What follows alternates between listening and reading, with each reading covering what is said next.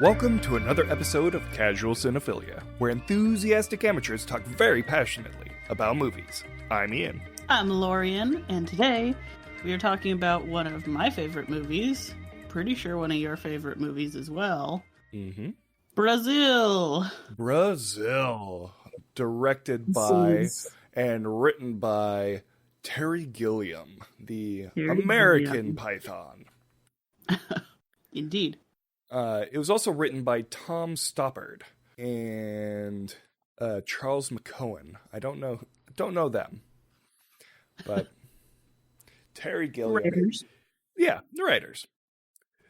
This movie is a fever dream, and I love it. I love every aspect of it. It's so weird, and yet so cohesive in its weirdness that you're able to just fully suspend your disbelief and just let the Gilliamness of it wash over you. Right. Which is a very important skill. If you're going to watch a Gilliam movie, you have to be willing to roll with the Gilliamness. Yeah. You can't fight it. It won't work if you fight it. What's really interesting about Terry Gilliam's movies is that, you know, him having worked with Monty Python for so long, he has that English sense of humor. Sure. But he has an American take on English humor. Yes. And it's so dark and like just Well, have you heard the interview where he says, "I don't understand why people keep looping this in as sci-fi. What we were making at the time was a documentary about how the world was." It's so true, though. If you haven't seen Brazil, this will contain spoilers. It is available to buy on, like, YouTube and those sorts of places. I don't think it's streaming for free anywhere right now. Not currently. Although it does pop up sometimes, so maybe worth a search. It is a black comedy, a dystopian 1984 kind of vibe.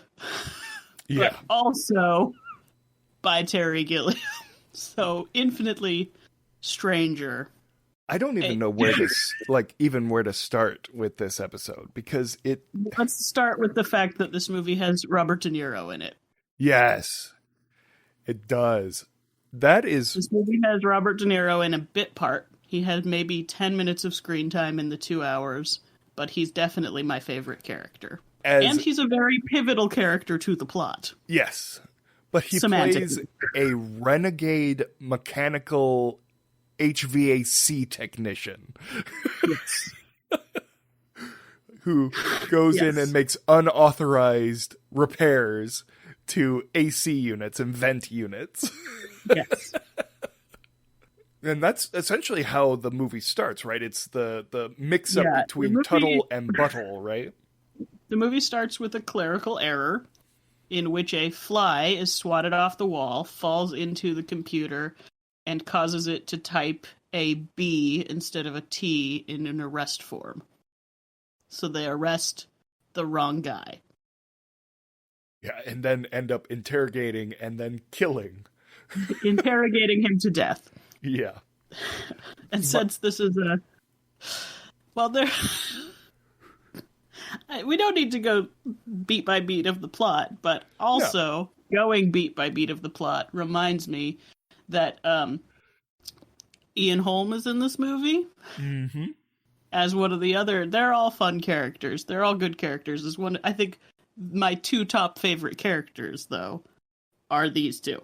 Mr. Kurtzman, the cowardly, absolutely ineffectual middle manager of the main character, who just can't handle. They get a refund check because the family was charged too much when the wrong man was interrogated to death.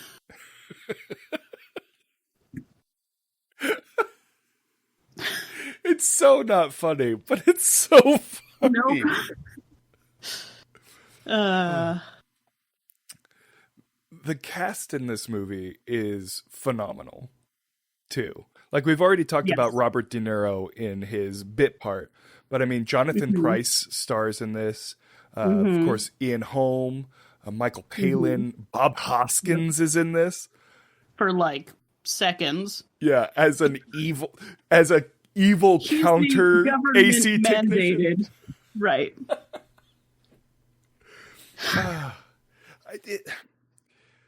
This movie is so satirical and yet so poignant. Like, it makes some really good points on modern society of just what do we value, you know? Right. And you know the drama with its release you are familiar with? I refresh my memory. Okay, so this movie was released in the UK. People liked it. It was great.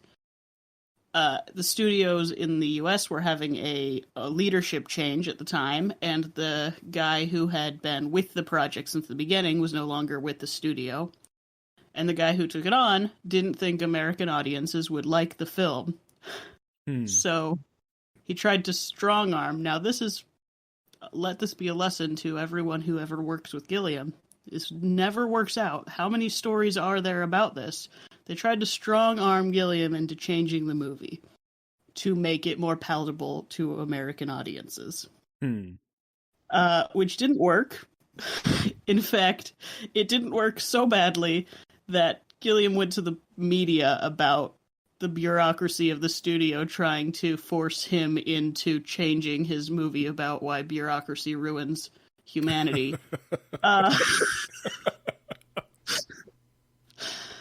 And basically, he, like, tunneled his way into a film release by, like, doing interview. He got De Niro to do a press interview with him, which is very rare because De Niro liked the movie so much. He came on to do an interview they wouldn't do without De Niro there.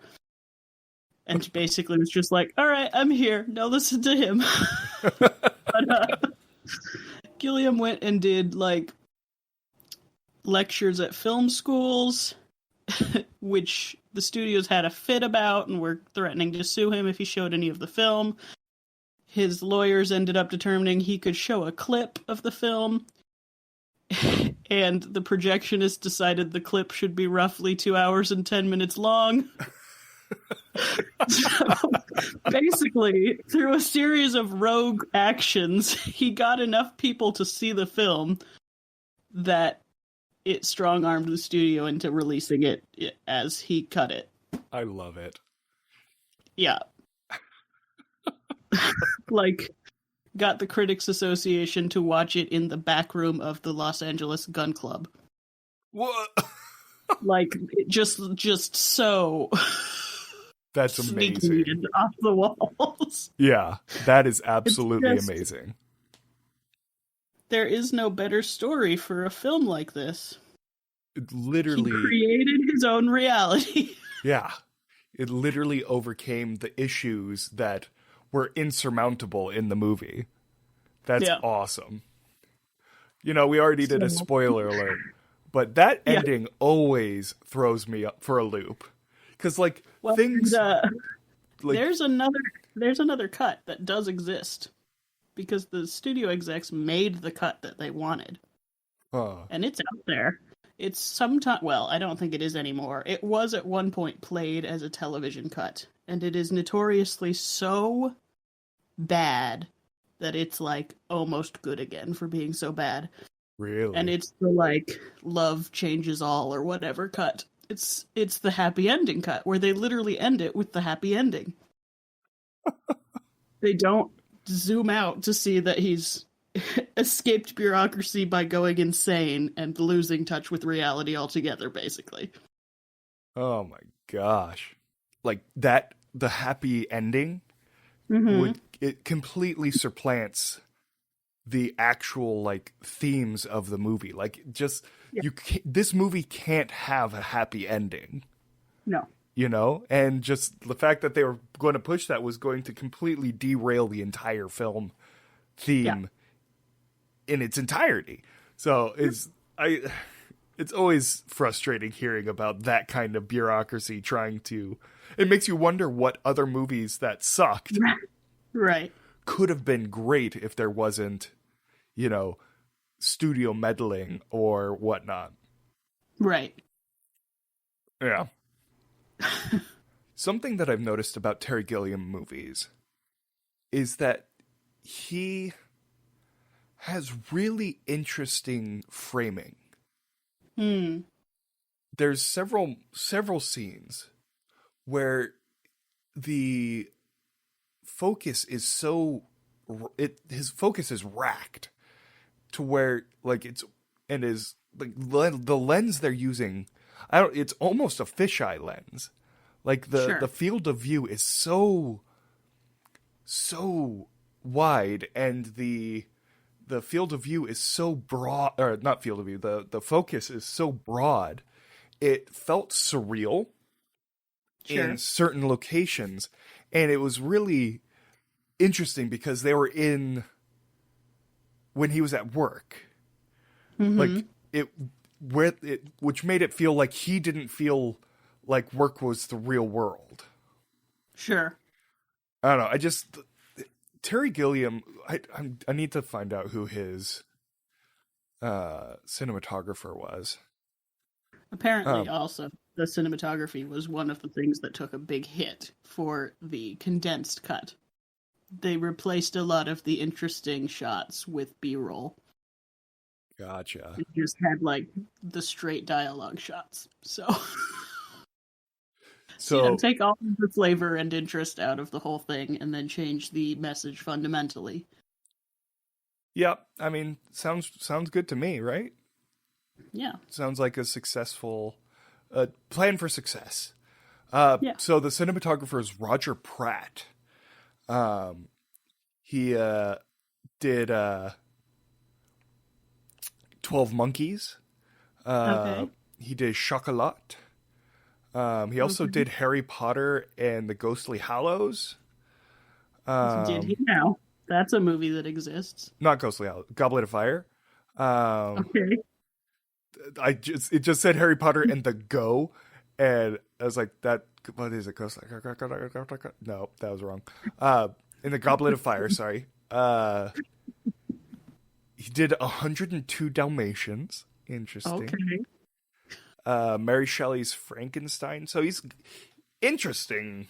He does darker stuff. Yeah. Generally, is what it sounds like. Mm-hmm. He did the 1998 Avengers. The one with Uma Thurman and Sean Connery. When you said the name of the movie entirely. The 1998 Avengers. All I heard was the 1998. You know the one. I was like, I really don't. Yeah, Discord's really messing with us today. Jesus. Yes.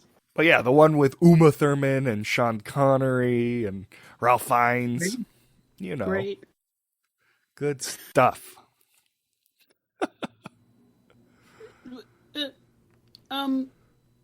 So, technical question here. Yeah.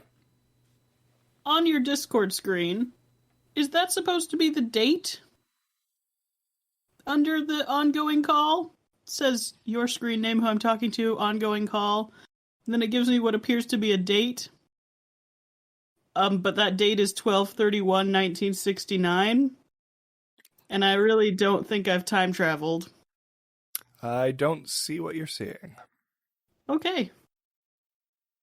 That could explain why our call was dropped if it thinks that I traveled back to 1969. You're a time traveler, Harry. I guess so. I'm going to send you a screenshot because it's so strange. How weird. Oh, yeah. You're calling from December 31st, 1969. Oh, now it's just giving me a timer countdown, and it says I've been on the call for 6 minutes. Oh my god, Discord hates me right now because if I go back out into the conversation, it tells me I've been on the call for an hour and 15 minutes. Which is accurate. Yes. Okay, anyway. Moving on, I guess. Just continue talking to you from, 20 years before this house was built. Yay! Oh my gosh, 30 years. 31 years before I was born. Whoa. Or 21 years. I don't know. 90. Math is hard. Yes. How old am I again? I can't remember. You're 31, Ian. Oh, God. I'm over the hump now. I'm in the 30s. Ugh. You've been in your 30s for over a year. Shh. No, I've just been late post 20s. Ah. I see.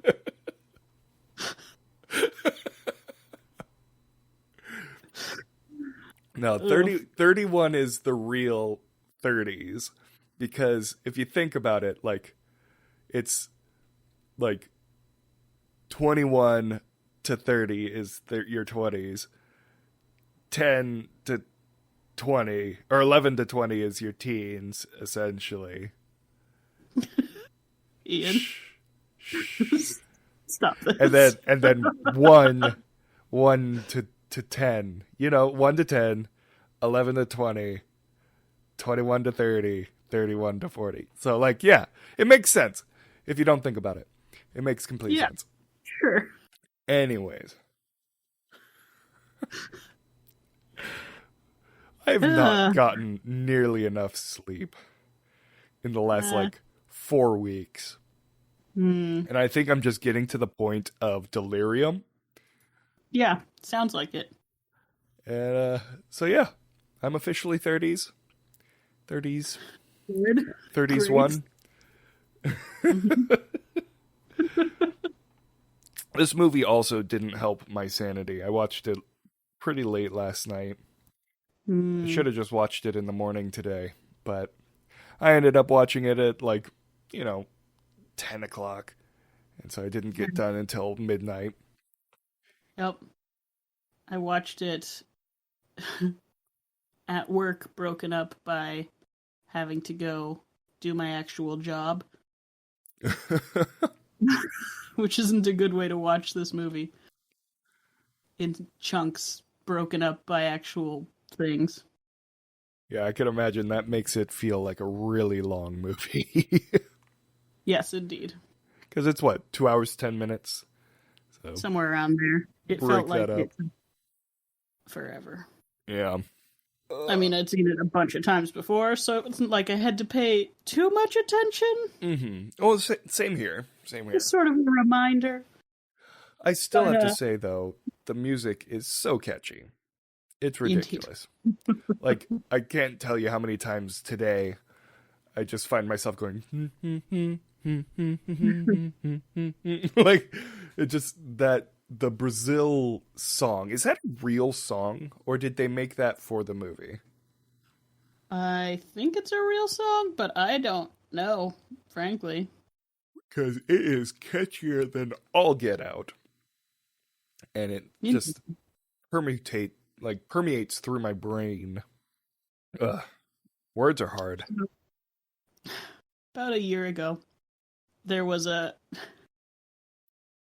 post on Facebook, and it was like the dystopian movie pie chart. Mm-hmm. And Brazil was in there at some point. And this was sometime last year. So a lot of Brazilians in the comments were being like, haha, this is hilarious. This is real.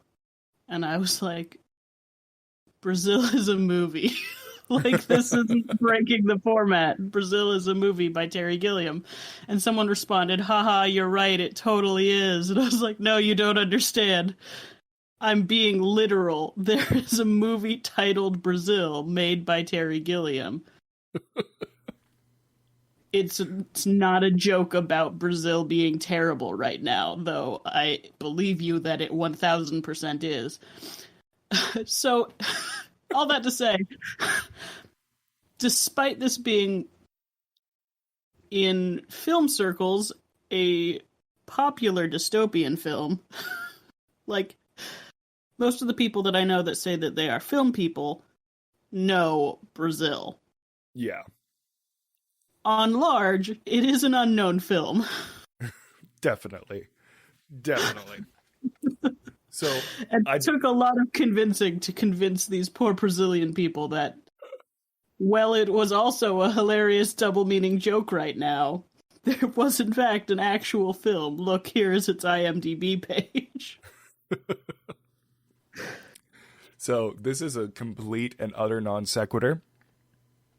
Great. That came to my mind as you were talking about Brazilian people. Yes. And it just reminded me of one of my all-time favorite George W. Bush jokes. Okay. I was just like, George W. Bush is in the White House getting a briefing on the war in Iraq, and his defense secretary says, "Yeah, and we also lost, we've lost, 500 troops over the last, 5 years, and we're hoping to pull out here soon. The coalition is going strong, but yesterday we did lose 3 Brazilian troops." And George W. Bush looks really, really distraught. And he goes, "Is everything all right, sir?" And he goes, "Yeah, but how many is a Brazilian?" It's so dumb. But, but so dumb. How many is a Brazilian?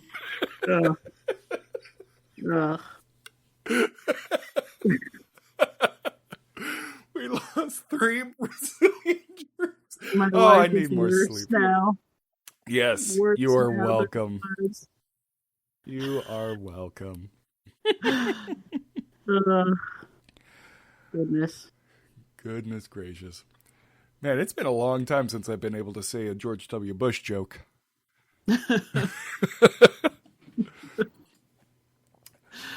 He just hasn't seemed funny for the last 4 years. No. Well, and to be fair, he's gone full... like such a devoted and lovely man. Like in the stark contrast of present day. Well, it's like, whether you agreed or disagreed with his politics while he was in office, what he's done outside of office, like him and Barbara, not Barbara. Yeah. Is it Barbara? Barbara Bush? Yeah. Maybe? I can't remember. Him and his wife have done amazing work in trying to eradicate malaria. I can't remember which one Barbara is attached to. Yeah. Yes. Barbara is his wife? I don't know. Okay. I didn't look it up. Well, I was saying yes to the malaria comment. Gotcha. And like they've done some great work. I don't know. Whether you agree or disagree with his politics, he's at least doing some good stuff now, which is great. Well, and this is very important and political, so I'm sorry, everybody. I am about as liberal as they come. So I wasn't a fan of George Bush when he was in office. I still don't think he's a very eloquent speaker. But what has become starkly apparent in recent years is that George Bush believed in what he was doing and believed that it would genuinely help.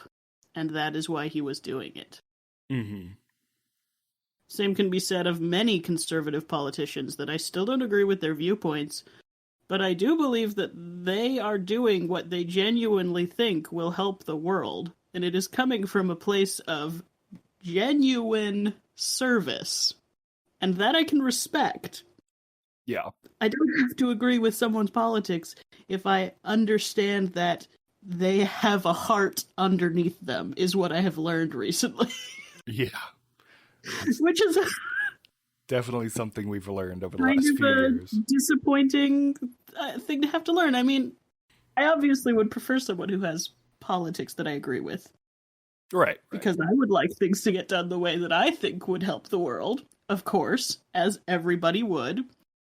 But yeah, it's become very apparent that there are a lot more conservative politicians that I could definitely politically get behind if it came down to it. Mm-hmm. That I never realized that was true about before. Well, there you go. It's been... and that's... And that's been Lorian's Political Growth Corner. That's been Lorian's wow, the world has ground me down corner. Yeah. No, I agree with you on that one. I definitely Not agree that with I you. wouldn't still prefer Bernie, but Bernie's, like, he's a whole different beast. There are tiers. Have you And I'd heard... probably back a, Bush or Romney or some man that I disagree completely with their politics, but I at least can see their freaking hearts. Right. Yeah. No, totally. Yeah. Have you heard about the Bernie Sanders mittens and thing that he did? Which thing? The sweatshirt? Yeah.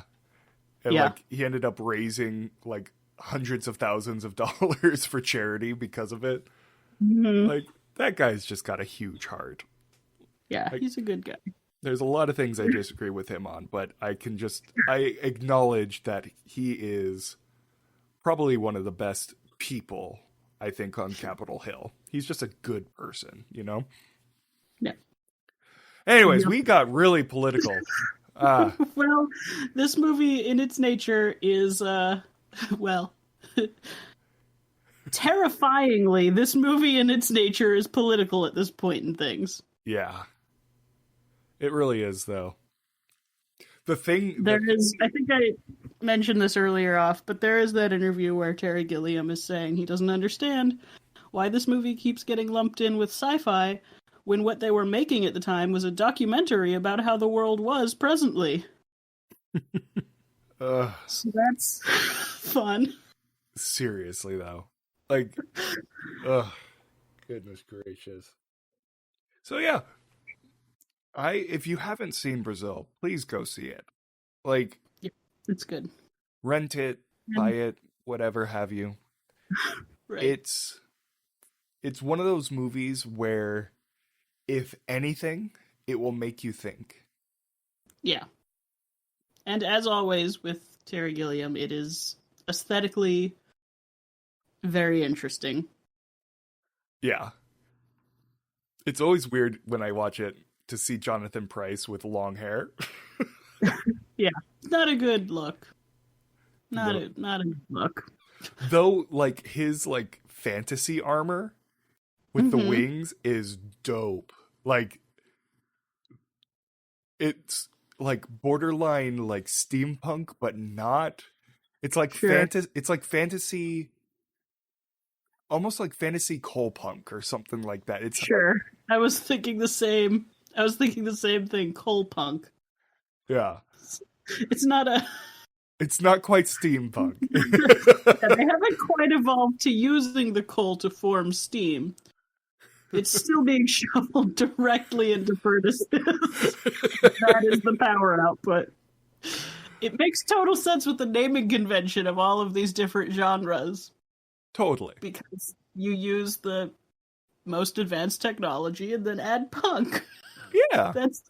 That's what it is. It's plateauing society at a different point of technological advancement is all of those sub-aesthetics are. Steampunk takes society up to steam and plateaus it there. Cyberpunk takes society up to late 80s, early 90s internet technology and plateaus it there. It's all fun. Yeah. Coal punk makes sense. I'm all for it. Anyway. So yeah, Brazil is a great dystopian coal punk. Movie I would not call coal punk. No, just his fantasy sequences. What's really interesting is I've been reading a book series. It's called The Lost Fleet. It's a long-standing book series. Very good. Hardcore sci-fi.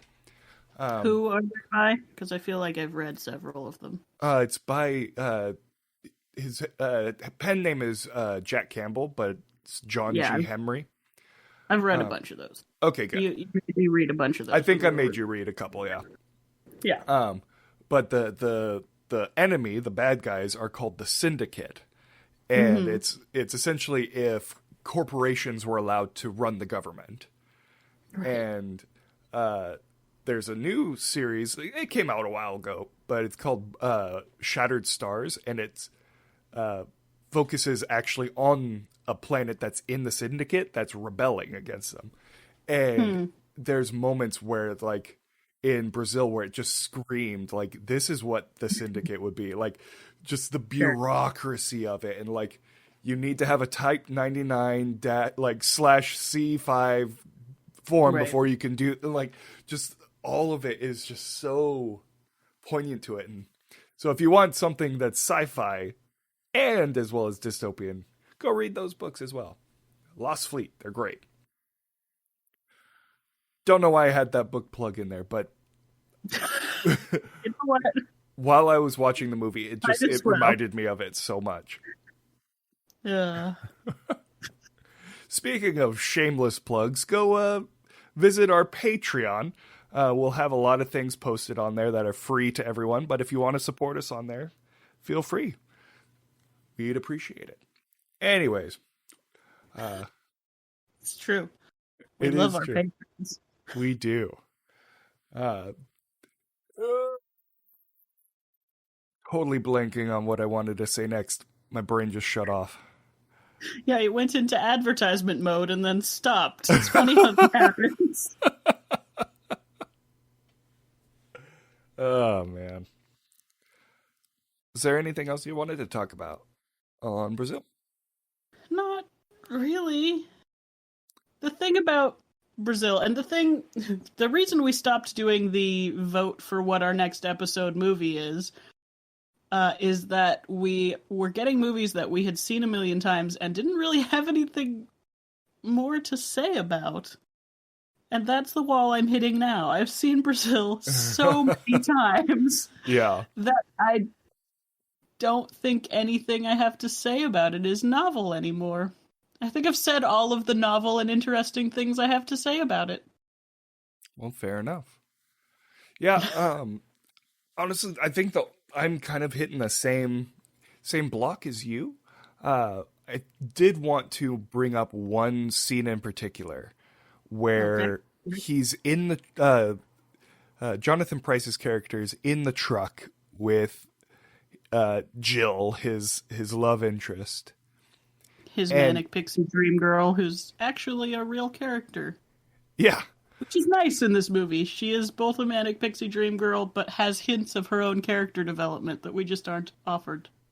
Exactly. Insight into. Exactly.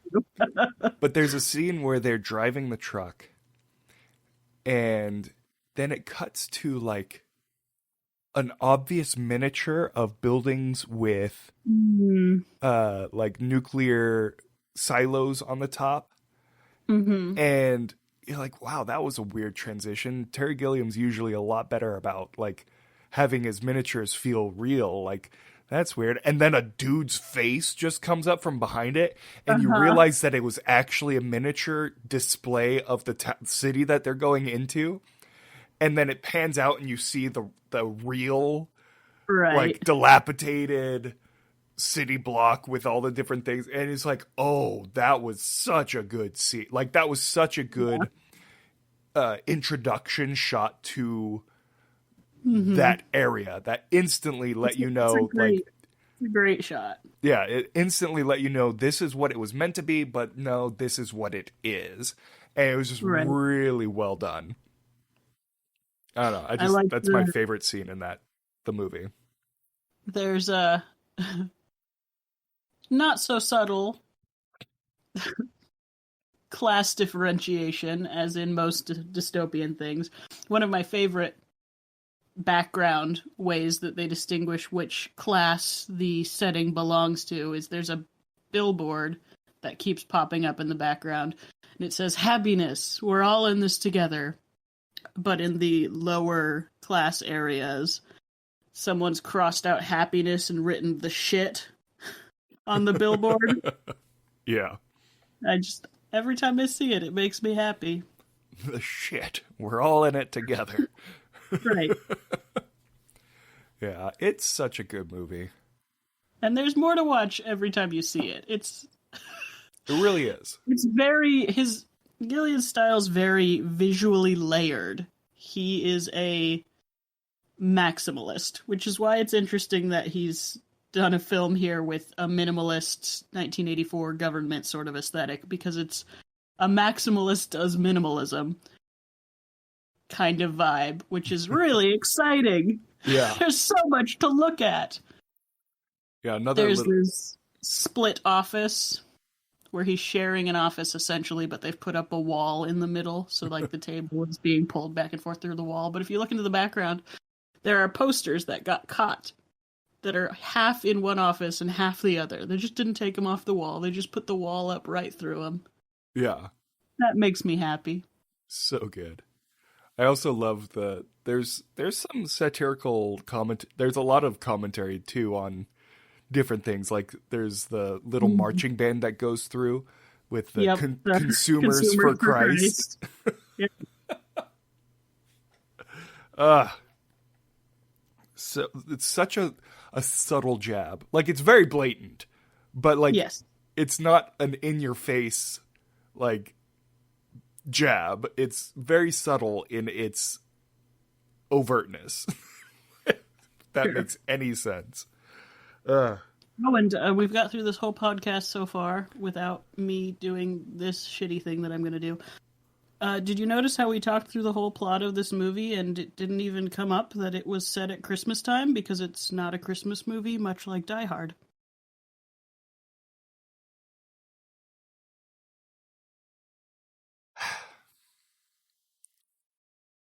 You know what? You bring up a very good point, Lorian. This is a great Christmas movie.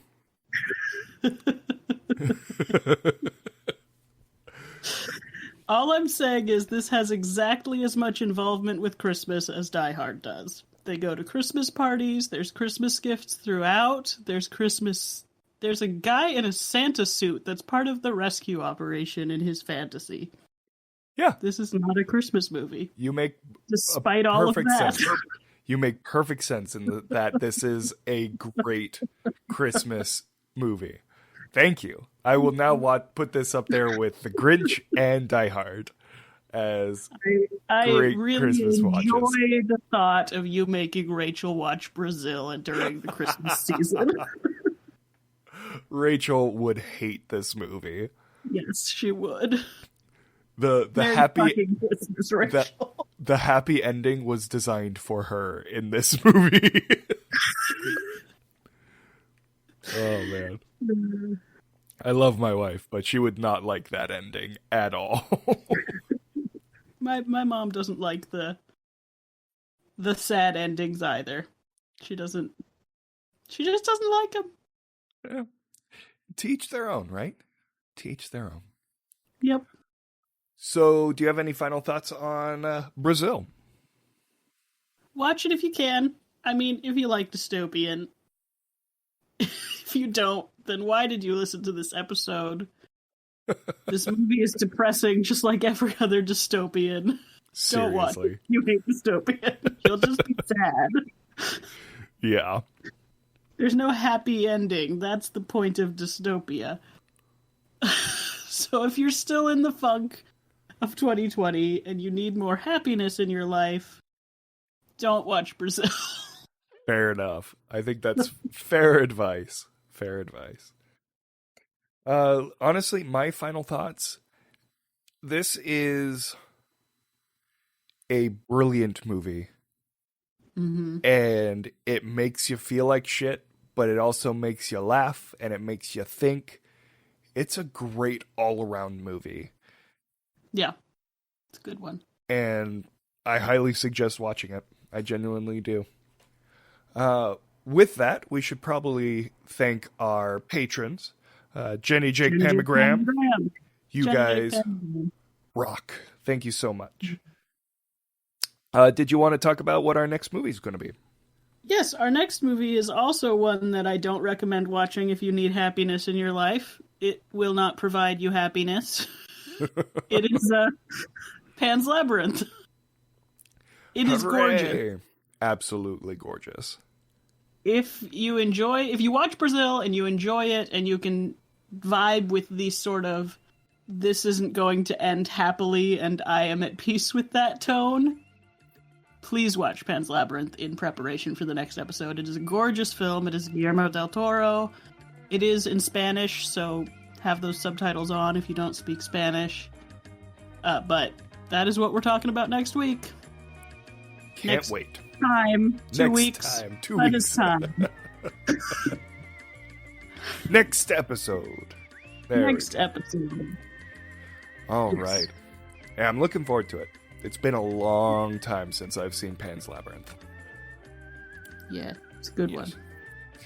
All right. And with that, this has been another episode of Casual Cinephilia. Thank you for joining us. Bye. Brazil.